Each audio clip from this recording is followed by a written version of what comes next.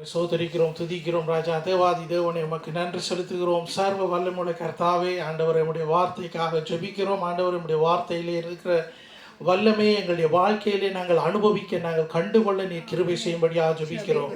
ஆண்டவர் நம்முடைய வார்த்தையில் இருக்கிறதான ஆழங்களையும் ரகசியங்களையும் எங்களுக்கு நீ கற்றுத்தருகிற பரிசுத்த ஆவியானவரை நீர் எங்களை வழி நடத்தும்படியாக ஜெபிக்கிறோம். எங்களுடைய சிந்தனைகள், யோசனைகள் எல்லாவற்றையும் உடைய கரத்திலே ஒப்பு கொடுக்கிறோம். ஆண்டவரை எங்களை ஒவ்வொருத்தரோடும் நீர் பேசும்படியாக ஜெபிக்கிறோம். ஆண்டவரை எங்களுடைய சிந்தனைகளை ஒருமனப்படுத்தும் ராஜா. ஆவியானவரை நீர் எங்களை ஒருமனப்படுத்துறதுக்கு இந்த இடத்துல நீர் வந்திருக்கிறதுக்காக நன்றி செலுத்துகிறோம் ராஜா.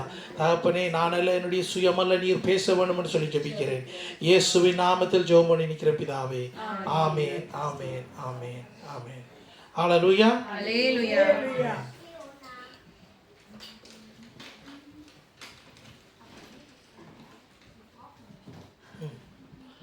இன்றைக்கு நாங்கள் பார்க்க போகிறது இயேசு கிறிஸ்துடைய இரத்தத்தை குறித்து நாங்கள் பார்க்க போகிறோம். இயேசு கிறிஸ்துடைய இரத்தத்தை குறித்து நாங்கள் பார்ப்போம் என்றால் அது பழைய ஏற்பாட்டில் நாங்கள் 2 காரியங்களை நாங்கள் பார்க்க போகிறோம். முக்கியமாக இந்த 2 காரியங்களும் எப்படியாக பழைய ஏற்பாட்டிலே மோசேயிட கட்டளைக்கு கீழாக கொடுக்கப்பட்டது. ஆண்டவர் தான் அதை கொடுத்தார், ஆனால் மோசே கூட கொடுத்தார். ஸோ அதில் நாங்கள் பார்க்க போகிறது முதலாவது யாத்ராகமம் 29வது அதிகாரம் 19-20 வாசியுங்கள்.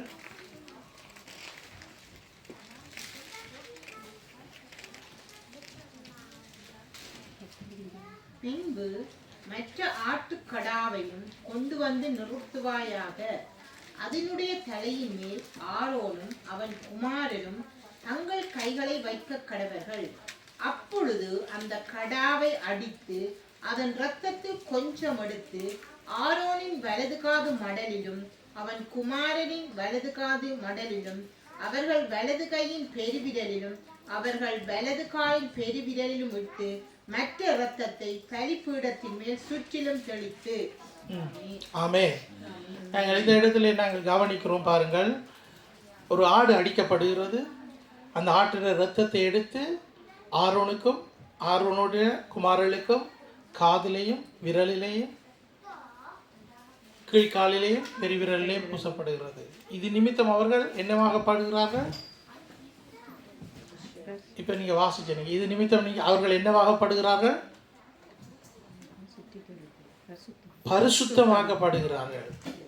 இரத்தம் சிந்தாமல் ஒரு பரிசுத்தம் இல்லை. இந்த இரத்தம் சிந்தாமல் ஒரு பரிசுத்தம் இல்லை. ஸோ இது பழைய ஏற்பாட்டில் நாங்கள் கவனிக்கிறதான முக்கியமான காரியம். யாத்ராகமம் புத்தகம் 2வது புத்தகம் பைபிளில். முதலாவது புத்தகம் முழுக்க என்ன? ஷெஃபும் கிஷிஷ், அதாவது படைப்பை பற்றி கொடுக்கப்படுகிறது.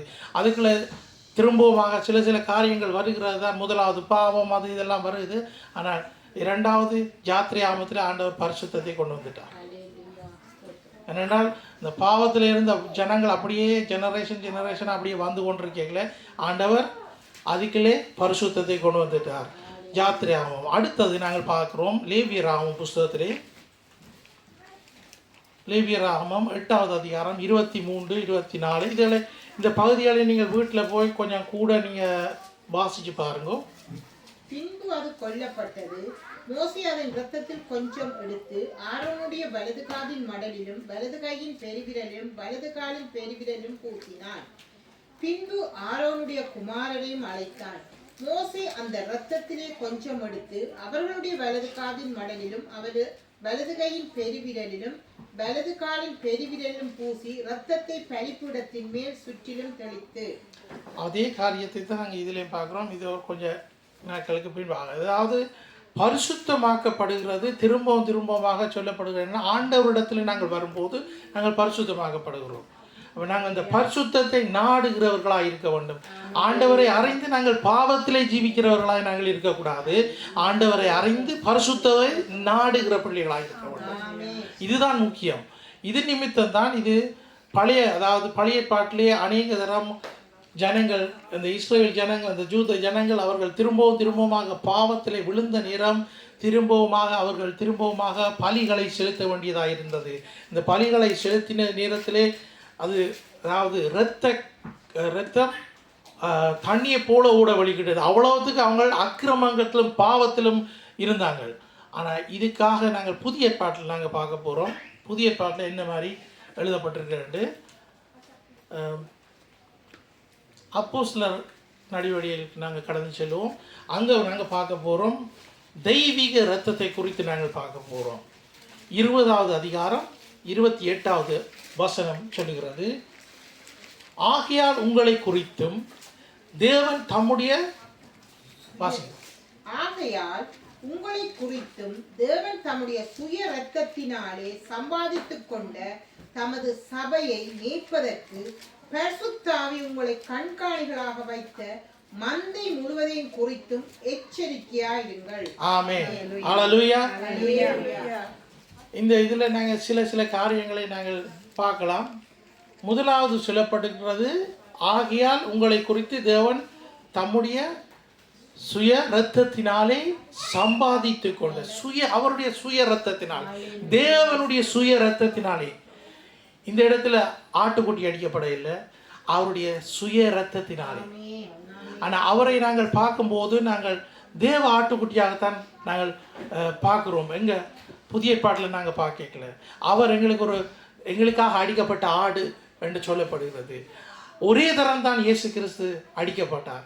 அப்படியே தான் இருக்கும், அது ஒரே தரமாக தான் இருக்கும். இன்னும் ஒரு தடவை அவர் அடிக்கப்பட போகிறதில்லை. அவர் இன்னொரு தடவை அவர் வரைக்குள்ள அவர் மகிமையிலே வெளிப்பட போகிறார். அதை கண்கள் காணும் என்று சொல்லி வார்த்தை இருக்கிறது. ஆனால் ஒரே ஒரு தரம் அடிக்கப்பட்ட இயேசு கிறிஸ்துடைய இரத்தம், அந்த இரத்தத்தினாலே அவர் என்னத்தை சம்பாதித்து கொண்டாரா? சபையை சம்பாதித்து கொண்டார். சபையை. அப்போ யாரெல்லாம் சபையில், நான் இந்த சபையில் நான் ஆண்டவருக்கு என்று சொல்லி கீழ்ப்படிந்த அவருடைய வார்த்தையின்படி நான் இந்த சபைக்கு நான் தொடர்ந்து ஒரு அங்கத்தவராய் நான் இந்த இடத்துல வந்து ஊழியத்திலேயும் ஆண்டவருடைய பயபக்தியிலேயும் ஆண்டவருடைய வார்த்தையிலேயும் நான் வளருவேனா இருந்தால் எனக்கு சொல்லப்படுகிறதான காரியம் இது. ஹல்லேலூயா.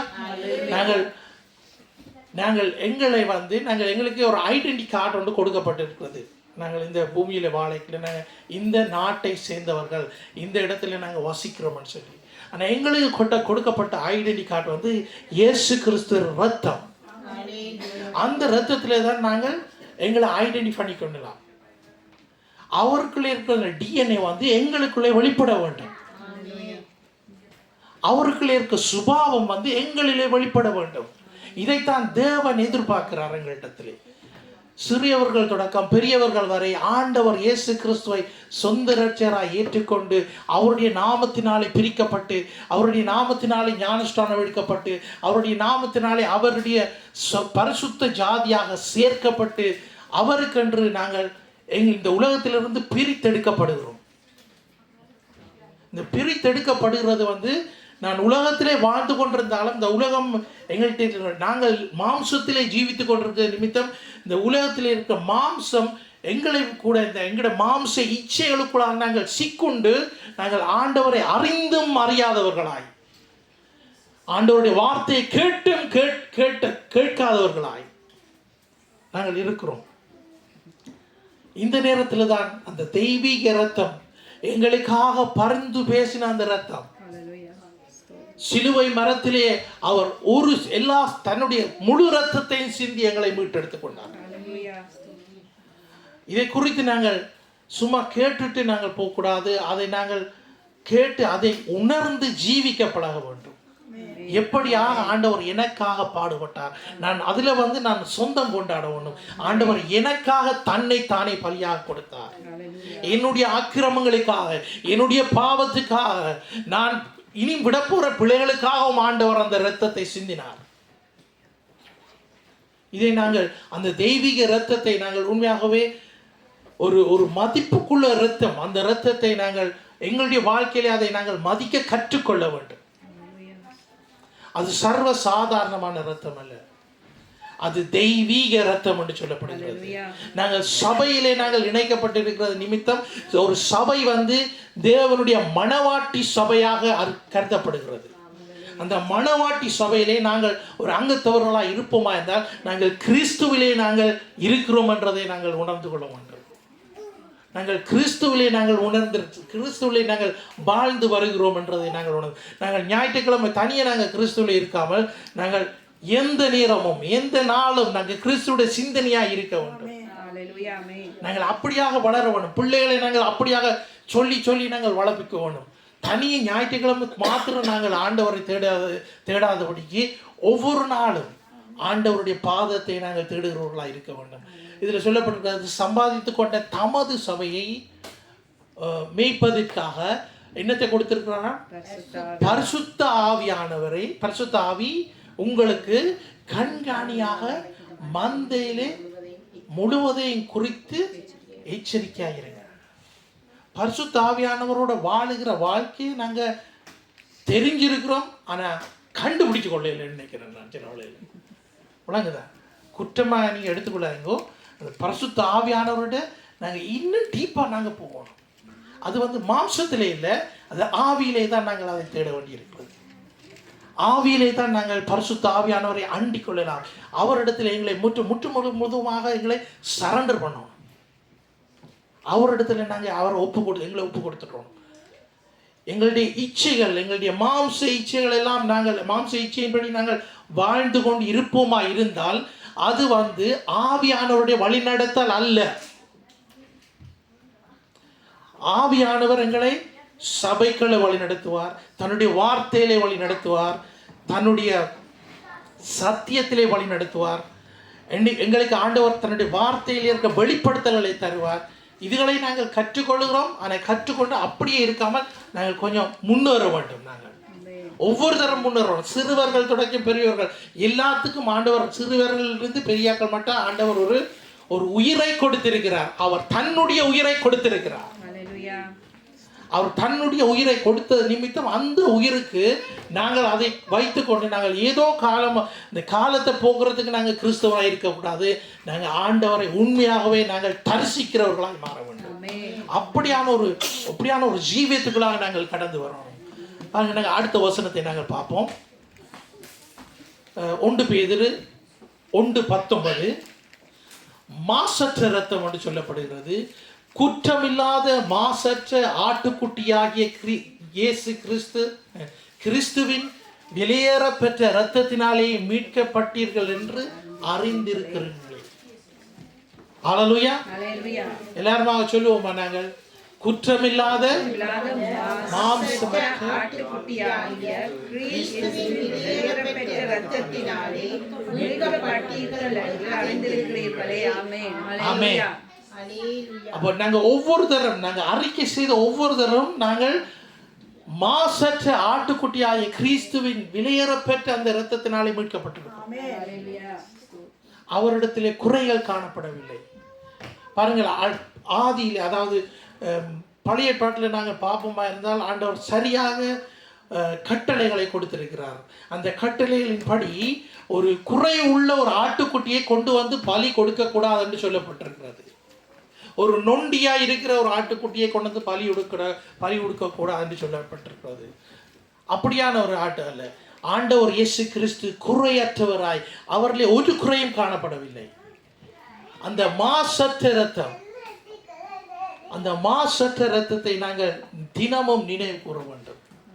அவர் எங்களுக்காக சிந்தின இரத்தம் எங்களுக்காக தினமும் பரிந்து பேசிக் கொண்டிருக்கிறது. எங்களுடைய இயலாமையிலே, எங்களுடைய சோர்விலே எங்களுக்காக பரிசுத்த ஆவியானவர் வேண்டிக் கொண்டிருக்கிறார்.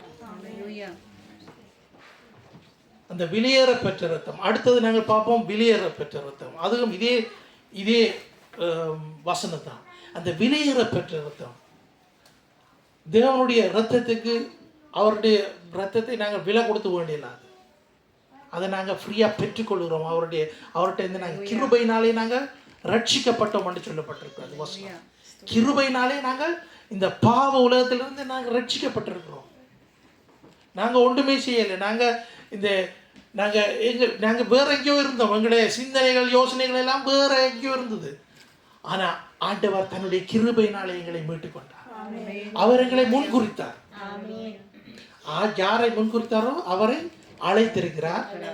யாரை அழைத்திருக்கிறாரோ அவரை மகிமைப்படுத்தியும் இருக்கிறார் என்று சொல்லப்படுகிறது வார்த்தை.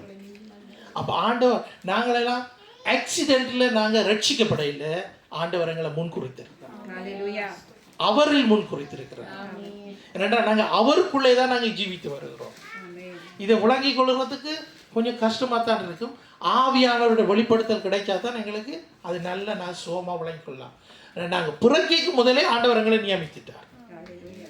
இதை நாங்கள் யோசிச்சு கொள்ளணும். நான் பிறக்கைக்கு முதலே, நான் எக்ஸிஸ்டியர் பண்ணுறதுக்கு முதலே ஆண்டவர் என்ன நினைச்சிருந்திருக்கிறார். அப்போ இவ்வளோ காலம் நாங்கள் ஆண்டவரை அறியாமல் இருந்த காலங்களை நாங்கள் சிந்திப்போமா இருந்தால், அந்த காலங்களில் ஆண்டவர் எங்களுக்கு ஒரு எக்ஸ்கியூஸ் தந்திருக்கிறேன். நீங்கள் ஆண்டவர் அறியலை, நானும் ஆண்டவர் அறியலை, நாங்கள் எங்களோட வாழ்க்கை, அதாவது எங்களோட மனம் போன போக்கிலே நாங்கள் வாழ்ந்து கொண்டிருந்தோம். மனம் போன போக்கிலே நாங்கள் வாழ்ந்து கொண்டிருந்தோம். ஆனால் அவருடைய இரத்தம் எங்களுக்காக பரிந்து பேசினது. அந்த வெளியேற பெற்ற இரத்தம், அந்த மாசற்ற இரத்தம் எங்களுக்காக பரிந்து பேசினது.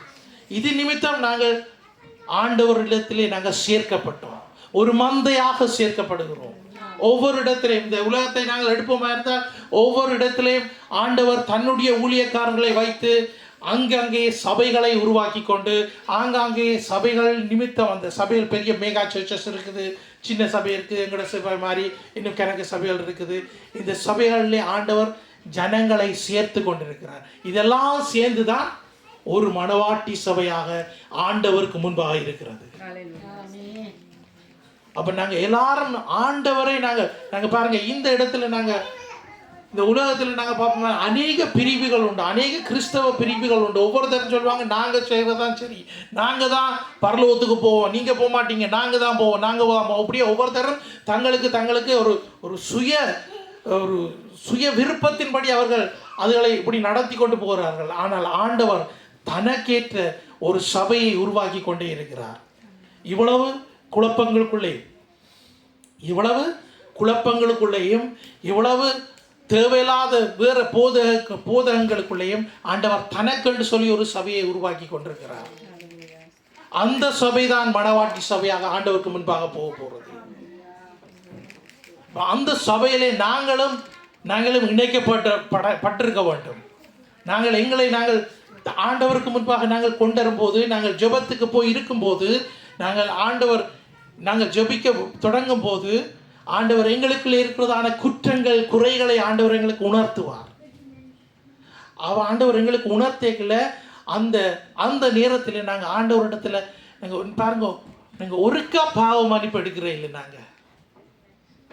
நாங்கள் ஒருக்கா பாவ மன்னிப்பு எடுத்து நாங்கள் இயேசுவோடு நாங்கள் சேர்றோம் இல்லை. நாங்கள் அடிக்கடி ஆண்டவர் ஆவியானவர்களை உணர்த்தும் போது நாங்கள் பாவ மன்னிப்பை எடுத்துக்கொள்ள வேண்டும். பாவ மன்னிப்பை எடுத்துத்தான் நாங்கள் இந்த திருவிருந்தில் கூட நாங்கள் கலந்து கொள்ளலாம். பாவ மன்னிப்பு ஆண்டவர் இடத்துல நானே வருஷத்துக்கு எத்தனையோ வருஷத்துக்கு முன்பாக நான் ஏதாவது செய்திருப்பேன். ஆனால் அந்த பாவங்கள் மன்னிக்கப்பட வேண்டும். ஆண்டவரிடத்துல திரும்பவும் ஜெபிக்கல எல்லாம் நாங்கள் முதல் போனோன்னா, ஆண்டவரை எனக்கு அதை தாரம் இதை தாரம்னு கேட்காம ஆண்டவரிடத்துல முதல் போய் நாங்கள் எங்களை ஒப்புரவாகணும். ஆண்டவரிடத்துல நாங்கள் ஒப்புரவாகி, ஆண்டவரை நான் ஏதாவது குற்றங்கள் குறைகள் செய்திருந்தால் என்னை மன்னியும், நான் தெரிந்தும் தெரியாமலும் உமக்கும் பரத்துக்கும் பரிசுத்த ஆவியானவருக்கும் விரோதமாக நான் செய்த பாவங்களை எனக்கு மன்னியும், என்னை உம்முடைய பரிசுத்த திரு ரத்தத்தினாலே கழுவி சுத்திகரியும். இப்படிப்பட்ட ஒரு ஜெபத்தை நாங்கள் ஜெபிக்க வேண்டியதாக இருக்கிறது. இப்படிப்பட்ட ஜெபங்களை நாங்கள் ஜெபிக்க வேண்டியதாக இருக்கிறது. நாங்கள் ஜெபிக்க நாங்கள் ஆண்டவர் எங்களுக்கு கற்று தந்து கொண்டே இருப்பார். நாங்கள் போன வருஷம் இருந்த ஜெபத்திலும் பார்க்க இப்போ இருக்கிற நாங்கள் இன்னும் கொஞ்சம் முன்னேறி வந்திருக்கிறோம். அப்படியாகத்தான் நாங்கள் வளர வேண்டும். நாங்கள் திரும்பமாக ஒரே ஜெபங்களை எடுத்துக்கொண்டிருக்கக்கூடாது. அது எங்களுக்கே போரிங்காக வந்துடும். அப்படி நாங்கள் வரவிடக்கூடாது. நாங்கள் மற்றவர்களுக்காக நாங்கள் பிரார்த்தனை செய்கிறவர்கள், நாங்கள் மற்றவர்களுக்காக ஜெபிக்கிற, நாங்கள் அவங்களோட சுகத்துக்காக அவங்களுடைய பலத்துக்காக நாங்கள் ஜெபிக்கிற, நாங்கள் ஆண்டவர் அற்புதம் செய்வார். நீ விசுவாசித்தால் தேவனுடைய மகிமையை காண்பாய். நீ விசுவாசித்தால் தேவனுடைய மகிமையை காண்பாய். பக்கத்தில் பார்த்து சொல்லுங்க, நீ விசுவாசித்தால் தேவனுடைய மகிமையை காண்பாய். ஆமென். ஆண்டவர் எங்களுக்கு அற்புதம் செய்திருக்கிறாரா? கடந்த நாட்களில் ஆண்டவர் செய்திருக்கிறார். நாங்கள் உறுதியாக இருப்போம் எங்களுடைய விசுவாசத்தில்.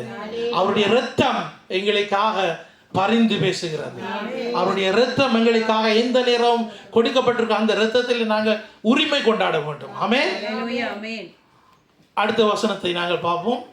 மத்தேயு 7வது அதிகாரம் 4வது வசனம். குற்றமில்லாத இரத்தம். ஹல்லேலூயா. நாங்கள் எல்லாருமா வாசிப்போம். எல்லாரும் எடுத்துக்கொள்ளுங்க.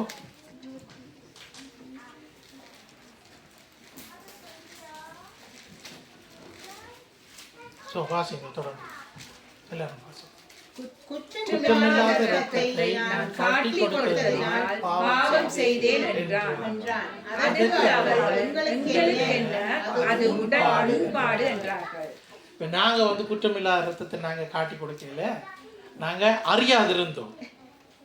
ஆனால் இது யாருக்கு சொல்லப்பட்டது? யூதாஸுக்கு சொல்லப்பட்ட காரியம். ஆனால் எங்களுக்கு அந்த இரத்தம் பாருங்க, அந்த குற்ற உணர்வை திரும்பவுமாக அவனுக்கு கொண்டு வந்துட்டு அவன் திரும்பவுமாக அந்த இடத்துல போய் வேண்டின எத்தனை 30 வெள்ளி காசுகளை திரும்பவுமாக கொடுக்கிற போது அவர்கள் அதை எடுத்து ஹக்கல் டாமா என்று சொல்லி ஒரு நிலத்தை வேண்டி, அது என்னென்னு சொல்லப்படுகிறது தமிழ்ல? இரத்த நிலம். ஹக்கல் டாமா என்று சொல்லப்படுகிறது. அதை வேண்டி அதுக்கு பயன்படுத்துகிறார்கள். ஆனாலும் ஆண்டவருடைய குற்றமில்லாத இரத்தம் யூதாசை கூட நியாயம் தீர்த்தது. அந்த இடத்துல அந்த குற்றமில்லாத இரத்தம் ஆண்டவர் இயேசு கிறிஸ்து மரித்த பிறகு கூட அங்கே நின்ற போர்ச்சுவர்கள் கூட சொன்னார்கள், இவர் உண்மையாகவே தேவகுமாரன், இவர் உண்மையாகவே தேவகுமாரன். அவர்களுடைய வாயினாலே ஆண்டவர் அறிக்கை செய்வார். அப்படிப்பட்ட அந்த குற்றமில்லாத இரத்தத்தை நாங்கள், இந்த வார்த்தைகளை நாங்கள் எடுத்து நாங்கள் தியானிக்க பழகிக்கொள்ள வேண்டும். இந்த வார்த்தைகளை எடுத்து இந்த கிழமை முழுக்க நீங்கள் தியானம் பண்ணலாம். இந்த நோட்ஸ்கள் எடுத்தீங்கன்னா இந்த கிழமை முழுக்க நீங்கள் இந்த வார்த்தைகளை எடுத்து நீங்கள் தியானம் பண்ணிக்கொள்ளுங்க. அது உங்களுக்கு ஹெல்ப்ஃபுல்லாக இருக்கும் உங்களுடைய வாழ்க்கையில். ஒவ்வொரு நாளும் ஒவ்வொரு வசனத்தை நாங்கள் எடுத்துக்கொள்ளலாம். இந்த வசனத்தை எடுத்து ஆண்டவரை இந்த வார்த்தை கூடாக எனக்கு இன்னும் வெளிப்படுத்தலை தாரும், எனக்கு இன்னும் ஆழமான வெளிப்படுத்தலை தாரும்னு சொல்லி ஆண்டவரிடத்தில் நாங்கள் கேட்டுக்கொள்ளலாம். ஆண்டவர் கட்டாயம் செய்வார். ஆமென். அப்படியாக நாங்கள் பழகிக்கொள்வோம். நாங்கள் ஜெபத்தில் வளர்ந்துட்டோம், வார்த்தையில் இன்னும் கொஞ்சம் டீப்பாக நாங்கள் போவோம், இன்னும் கொஞ்சம் வளர்ந்து போவோம். அடுத்தது எங்களுக்கு எல்லாத்தையும் உடைச்சு கொண்டு அவருடைய அபிஷேகம் எங்களுக்கு மேலே வந்துடுறாங்க போகுது. ஆமென். அதை நாங்கள் நாட வேணும், வாஞ்சிக்க வேண்டும். ஆண்டவரே, அதாவது ஆவியினாலே அபிஷேகத்தை நாங்கள் பெற்றுக்கொள்கிறதுக்கு நாங்கள் பின்னுக்கு நிற்கக்கூடாது. ஆண்டவர் கூப்பிடைகளை எங்கே யாருக்கு வேணும்னா உடனே நாங்கள் ஓடி போயிடணும். எனக்கு வேணும் ஆண்டவரே, இந்த ஆவியின் அபிஷேகம், அக்கினிய அபிஷேகம் எனக்கு வேணும். அப்படி ஒரு அதாவது ஒவ்வொரு நாளும் அதுக்காக நீங்கள் ப்ரே பண்ணிக்கொள்ளுங்க. ஒவ்வொரு நாளும் ப்ரே பண்ணிக்கொள்ளுங்க. ஆண்டவர் அதுக்காக உங்களுக்கு கண்ண நாளுக்கு பிறகு தான் ஆண்டவர் தர போறாருல்ல. ஆண்டவர் சொல்ல உண்மையாக கேட்குறவனுக்கு உடனே கொடுப்பாரு. அப்போ நாங்கள் உண்மையாக கேட்க கற்றுக்கொள்ள வேண்டும். அப்போ அதில் இருக்கிற அந்த சீக்ரெட்டை நாங்கள் அந்த சீக்ரெட்டை எங்களுக்கு தெரிஞ்சிருக்கணும். எப்படியாக நான் ஆண்டவரிடத்தில் என்ன போகலாம்? வார்த்தை சொல்லுகிறது. லூக்கா 3:16 கடைசி பகுதி சொல்லுகிறது, இயேசு கிறிஸ்து ஆவியினாலும் அக்கினியினாலும் எங்களுக்கு அபிஷேகம் தருவார். இயேசு கிறிஸ்து ஞானஸ்நானம் எடுத்து முதல் கரையில் ஏறின உடனே வந்திறங்கினது பரிசுத்த ஆவியானவர். அப்படித்தான் எழுதியிருக்குது. முதல் வந்து இறங்கினது பரிசுத்த ஆவியானவர். பிதாவுடைய சத்தத்தை அவர்கள் கேட்டார்கள். இவர் தேவனுடைய குமாரன், இவர் மேல் நான் பிரியமாயிருக்கிறேன். ட்ரினிட்டியை நாங்கள் அந்த இடத்துல பார்த்துக்கொள்ளலாம்.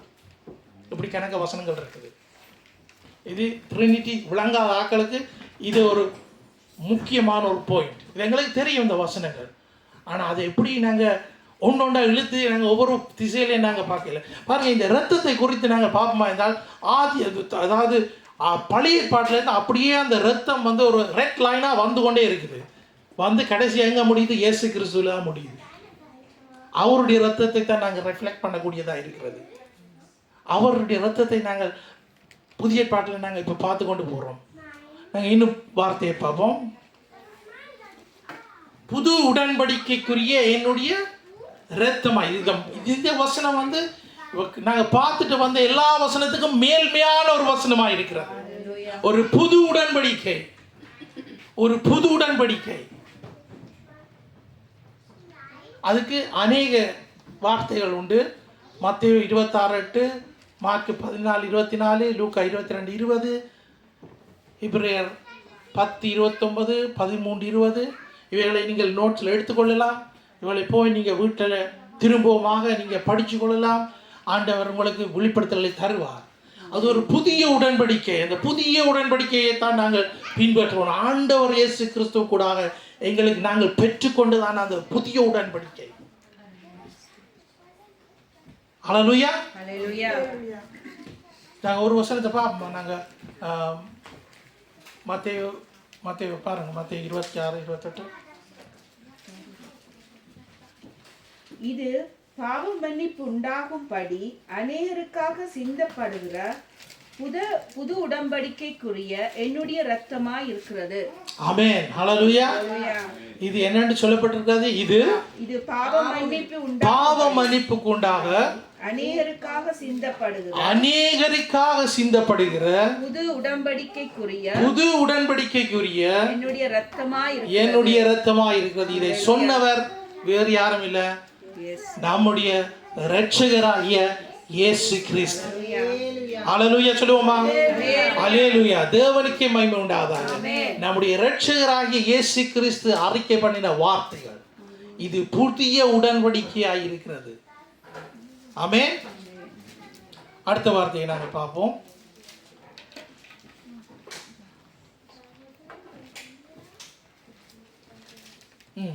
எபிரேயர் 12:24. தெளிக்கப்பட்ட இரத்தம், தெளிக்கப்படும் இரத்தம். புது உடன்படிக்கையின் மத்தியஸ்தராகிய இயேசுவின் இடத்திற்கும் ஆபேலுடைய இரத்தம் பேசினதை பார்க்கிலும் நன்மையானவைகளை பேசுகிற இரத்தமாகிய தெளிக்கப்படும் இரத்தத்திடத்திற்கும் வந்து சேர்ந்தீர்கள். ஹல்லேலூயா. நாங்க எந்த இரத்தத்துக்கு வந்து சேர்ந்தோமா? அதாவது இயேசு கிறிஸ்துனுடைய இரத்தம் தெளிக்கப்பட்ட அந்த இரத்தத்துக்கு நாங்கள் வந்து சேர்ந்திருக்கிறோம். எத்தனை பேர் இயேசு கிறிஸ்துவோட இரத்தத்துல விசுவாசம் உண்டு உங்களுக்கு? எத்தனை பேர் விசுவாசிக்கிறீங்க இயேசு கிறிஸ்துவோட இரத்தத்துல? அந்த இரத்தம் எங்களுக்காக பரிந்து பேசுகிற அந்த இரத்தம் பாருங்க, நன்மையானவைகளை பேசுகிற இரத்தமாகிய தெளிக்கப்படும் இரத்தத்தின் இடத்துக்கு நாங்கள் வந்து சேர்ந்தோம். இரத்தம் சிந்துதல் இல்லாமல் பாவ மன்னிப்பு இல்லை. இரத்தம் சிந்துதல் இல்லாமல் பாவ மன்னிப்பு இல்லை. எங்களுடைய பாவங்கள், சாபங்கள், அக்கிரமங்கள், ஜெனரேஷனா தொடர்ந்து வருகிற சாபங்கள் எல்லாம் முறிக்கப்படுகிறது இயேசு கிறிஸ்துடைய இரத்தத்தினாலே. இயேசு கிறிஸ்துடைய இரத்தத்தை நாங்கள் எந்த நேரமும் எடுத்து எங்கள் மீது நாங்கள் என்னென்று அறிக்கை பண்ண வேணும். ஆண்டவரே, உம்முடைய இரத்தத்தை என் மீது எடுத்துக்கொள்கிறேன். இயேசு கிறிஸ்துடைய பரிசுத்த இரத்தத்தை என் மீது எடுத்துக்கொள்ளும். ஒவ்வொரு ஜெபத்திலையும் நாங்கள் ஒவ்வொரு நாளும் ஜெபம் பண்ணிக்கல, இதை நாங்கள் முக்கியமாக நாங்கள் ஜெபிக்க வேண்டும். இதை ஜெபிக்காம இருக்கிறதுக்கு இன்னொரு கதைகள் இருக்கிறது. இப்போத்தைய நிலைமையில சொல்லுவாங்களேன்னா, என்னென்று நாங்கள் நெடுகளும் ஒவ்வொரு நாளும் ஆண்டவர் ரத்தத்தை எடுத்துக்கலாம். பிசாசு கொண்டுறதான காரியம். ஏன் நான் ஒவ்வொரு நாளும் ஆண்டவர் ரத்தத்தை எடுத்துக்கொள்ளணும்? பிசாசு கொண்டுறது. ஏனென்றா எங்களுக்கு பாதுகாப்பு அதுக்குள்ள தான் இருக்குது. ஆனால் நாங்கள் ஒருக்க தானே ரட்சிக்கப்பட்டோம், நாங்கள் ஒருக்க தானே மீட்கப்பட்டோம். அது காணும் தானே. இப்படி இருப்போமா இருந்தால் அந்த இரத்தத்தில் இருக்கிறதான வலிவு நாங்கள் கண்டுகொள்ளலாது. அவருடைய இரத்தத்தை நாங்கள் எந்த நாளும் நாங்கள் எடுத்துக்கொள்ள வேண்டும். இயேசுவின் இரத்தத்தை எங்கள் மீதும், எங்கள் பிள்ளைகள் மீதும், எங்கள் சபையார் மீதும் நான் ஜெபிக்கிறேன். நான் உங்களுக்கு ஆண்டவர் இயேசுடைய இரத்தத்தை, உங்களோட கூட இந்த ஜெபத்தில் ஈடுபடுற ஒவ்வொருத்தரும் ஜெபிக்கிறவன், ஒவ்வொரு குடும்பங்களுக்காகவும் ஜெபிப்பாங்க. இயேசு கிறிஸ்துடைய இரத்தத்தை எடுத்து இப்படித்தான் நாங்கள் ஜெபிக்க பழகணும். அந்த இரத்தத்தில் நாங்கள் உரிமை கொண்டாட பழகணும். ஹல்லேலூயா. எத்தனை பேருக்கு இயேசுடைய இரத்தத்தை குறித்து நல்லா விளங்கி இருக்கு இப்ப? ஆமென். தொடர்ந்து நாங்கள் ஆண்டவர் இன்னும் ஆண்டவர் தன்னுடைய இரத்தத்தை எங்களுக்கு கொடுக்க இருக்கிறார். யோவான் 1 பாவங்களை நீக்கும் நம்மை சுத்திகரிக்கிற பரிசுத்த இரத்தம்.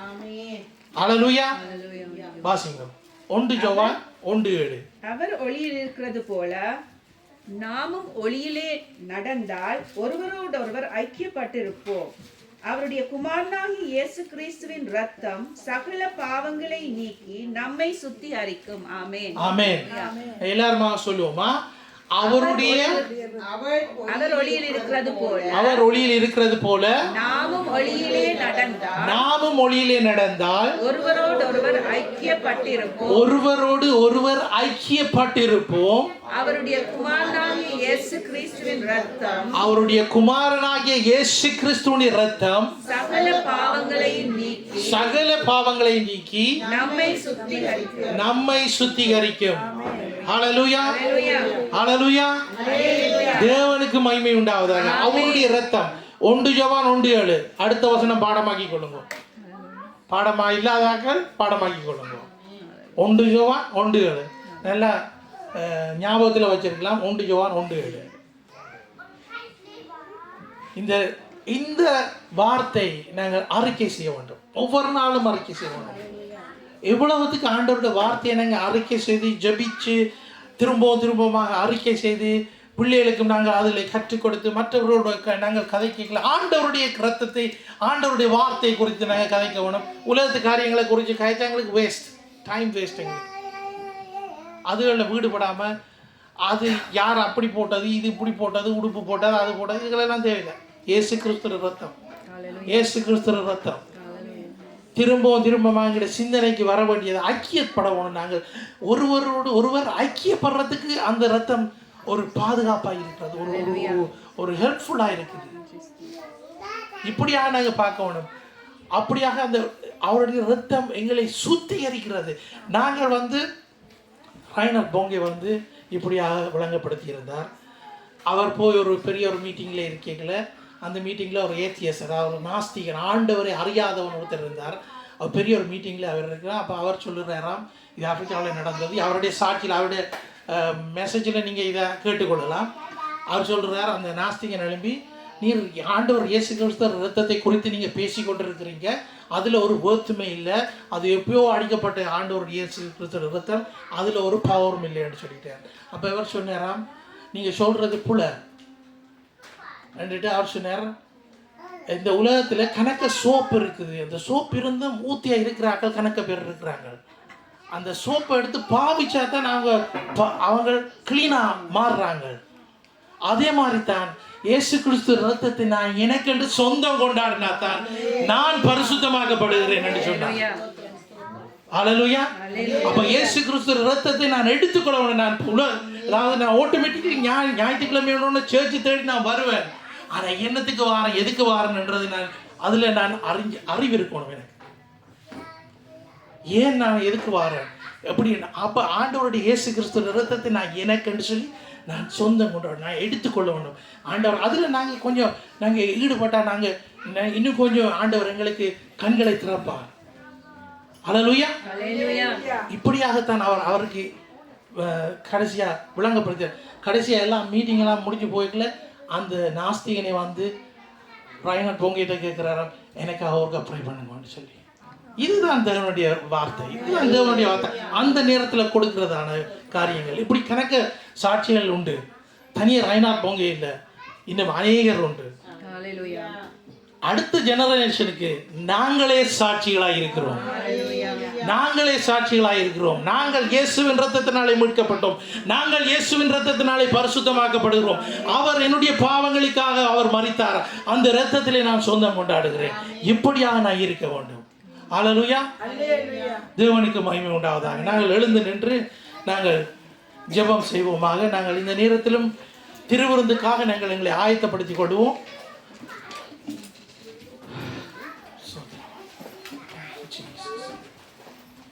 அப்போ அந்த இரத்தத்தில் இருக்கிறதான வல்லமையை நாங்கள் கண்டுகொள்கிறதுக்கு உங்களுக்கு ஹெல்ப்ஃபுல்லாக தந்ததான இந்த வார்த்தைகளை, இந்த நோட்ஸுகளை நீங்கள் எடுத்துக்கணும். யாருக்காவது இந்த PDF வேணுமென்றாலும் நான் உங்களுக்கு தர பிரச்சனை இல்லை. பிள்ளைகளுக்கு உங்களுக்கு யாருக்காவது வேணுமெண்டா அதை அப்படியே நான் உங்களுக்கு சென்ட் பண்ணி விடலாம்.